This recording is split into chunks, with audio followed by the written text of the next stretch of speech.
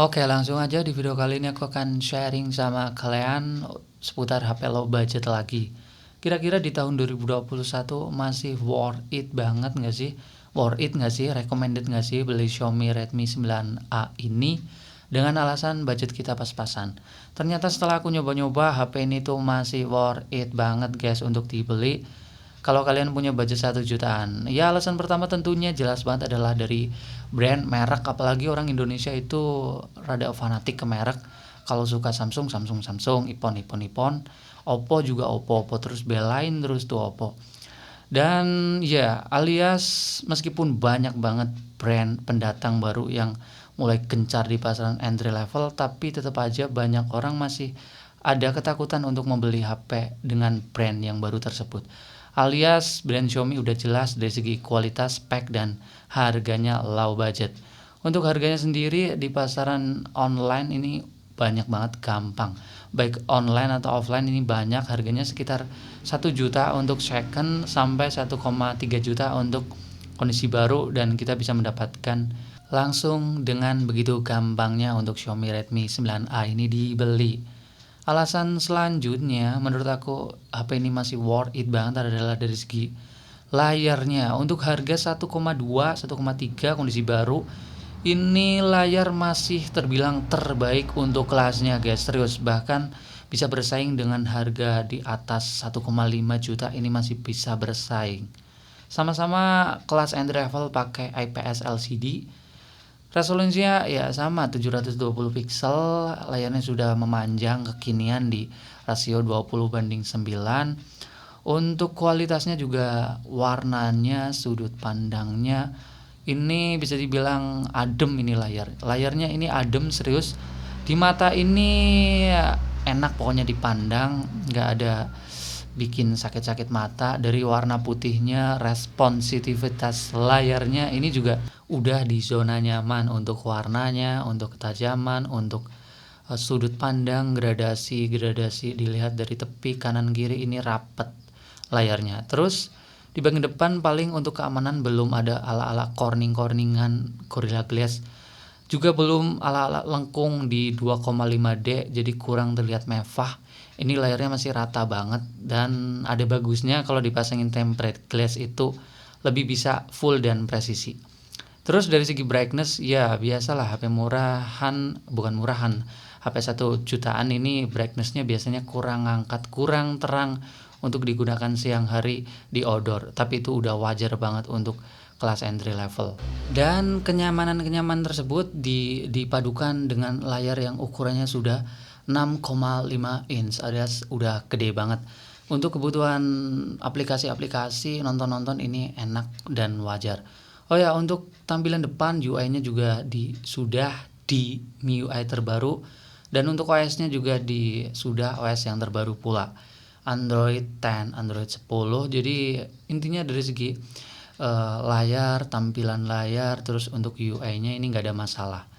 Selanjutnya dari segi apa ya? Dari segi yang cukup sebuah kelebihan di HP ini adalah dari segi ya internal guys. Iya menurut aku internal udah biasa lah, tapi ya di HP ini itu udah cukup lah. Sebenarnya bukan kelebihan tapi ya sebuah keuntungan aja lah, udah cukup dengan internal 32 GB.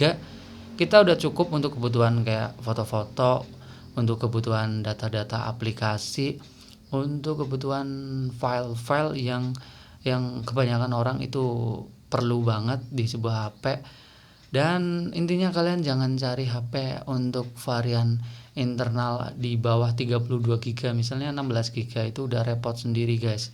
Dipasangin aplikasi nggak bisa banyak, terus nggak bisa menyimpan data alias sangat terbatas. Di HP ini untuk segi internal atau penyimpanan storage tuh udah aman.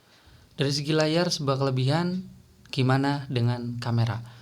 Setelah aku gunakan, kamera belakangnya ini di luar ekspektasiku guys.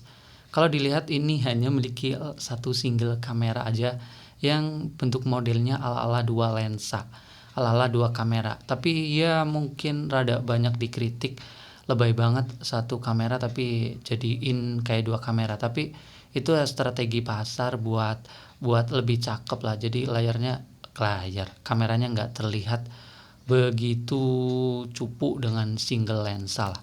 Terus untuk mode-modenya juga simple, hanya ada mode potret, terus ada mode pro kalau kalian ada pinter ngoprek sedikit, ini lebih bisa ngebantu untuk kualitas foto khususnya low light.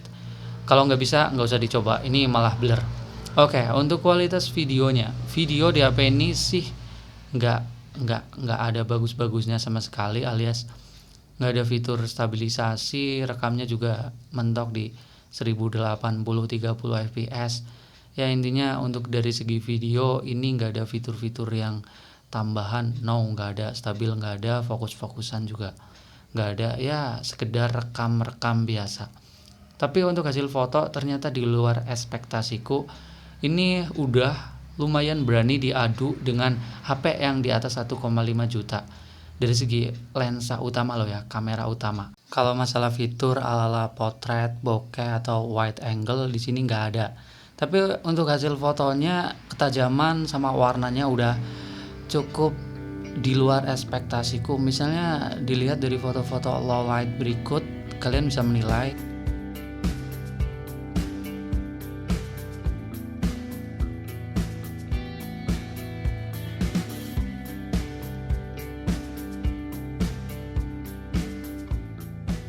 Intinya dari kamera belakang tadi 13 megapikselnya, lensanya single saja itu udah cukup banget, apalagi untuk kebutuhan basic foto-foto lah, ala-ala tujuan HP ini entry level basic.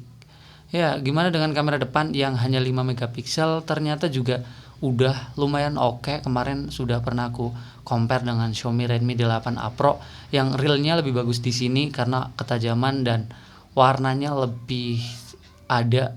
Biasanya seri yang ada A-nya, belakang A itu warna kamera depannya, maksudnya itu pucat, tapi di sini enggak, guys. Dari segi foto kamera depan belakang ini bisa sedikit beradu dengan harga yang lebih mahal. Bagus banget enggak, tapi udah cukup. Sebuah kelebihan di HP yang murah ini adalah baterainya sangat bisa diandalkan. Yaitu kapasitasnya 5000 mAh, kapasitas segede itu kita nggak usah khawatir. Untuk daya tahannya dari pagi sampai malam ini nggak ada istilah lowbat. Jadi sehari ngecharger sekali itu udah bisa banget, dari pagi malam sampai begadang sampai subuh ini bisa. Palingan sedikit minus di HP ini yaitu nggak ada pengecasan cepat, jadi fast charging nggak ada, jadi ngecas di HP ini rada sedikit lama, tapi terbayarkan dengan daya tahannya yang lama juga. Oh ya, HP murah biasanya speakernya rada ngecempreng, tapi itu bener.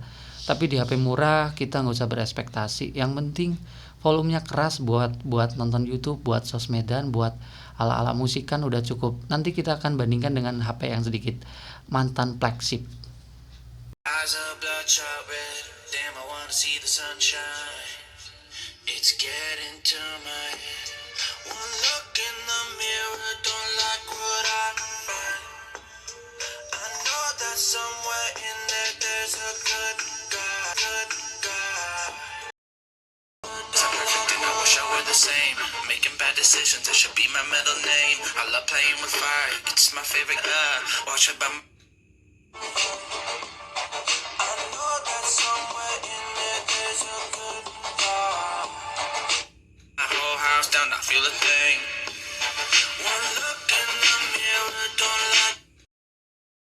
Oke guys, dan di penghujung video hari mulai siang, jalan mulai rame, ya aku akan closing, bikin kesimpulan kalau kalian punya budget 1 juta sampai 1,3, nggak usah ragu untuk membeli HP Redmi 9A ini. Brainnya udah jelas, terus layarnya udah gede, udah nyaman digunakan buat medsos, aplikasi basic, nonton video, gaming, atau yang lainnya itu udah nyaman. Ditambah lagi baterainya yang udah gede banget, itu dua kelebihan yang udah cukup di HP murah. Dari segi performa, ya memang chipset Snapdragon K25 ditambah RAM 2GB, maksudnya dipadukan, ya kita nggak usah berespektasi terlalu tinggi. Menjalankan aplikasi yang terlalu banyak atau aplikasi berat, ya rada nunggu lah dikit, rada ada lemot-lemotnya dikit, tapi itu wajar, entry level coy. Iya, selebihnya HP ini nyaman intinya, layar nyaman, baterai nyaman, speaker udah cukup, brightness paling tadi rada kurang ngecerah di outdoor, tapi itu wajar, kelas HP murah seperti itu. Selebihnya kalian bisa menambahkan di kolom komentar. Kita ketemu lagi di video selanjutnya dan bye.